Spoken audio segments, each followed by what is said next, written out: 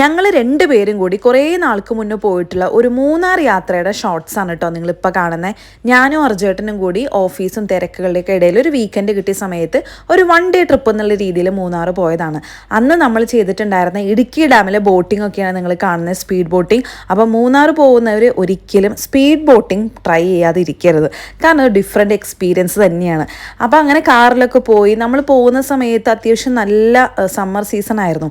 അപ്പോൾ ആ ടൈമിൽ തന്നെ നമുക്ക് നല്ല ലാവൻഡർ പൂക്കളൊക്കെ പൂത്ത് നിൽക്കുന്നതും അതുപോലെ തന്നെ നല്ല ഒരു തണുത്ത കാറ്റ്, കാരണം നമ്മുടെ ആ ഒരു സമ്മർ ക്ലൈമറ്റിൽ നിന്ന് കൊച്ചിയിൽ നിന്ന് പെട്ടെന്ന് മൂന്നാറിലോട്ട് പോകുമ്പോൾ അത് തണുത്ത കാറ്റും പിന്നെ ബോട്ടിങ്ങിൽ നമ്മൾ കാണുന്ന പച്ചപ്പും അടിപൊളിയാണ് സത്യം പറഞ്ഞാൽ. അപ്പോൾ അതൊന്ന് എനിക്ക് ഇവിടെ ഒന്ന് നിങ്ങളായിട്ട് ഷെയർ ചെയ്യണമെന്ന് തോന്നി.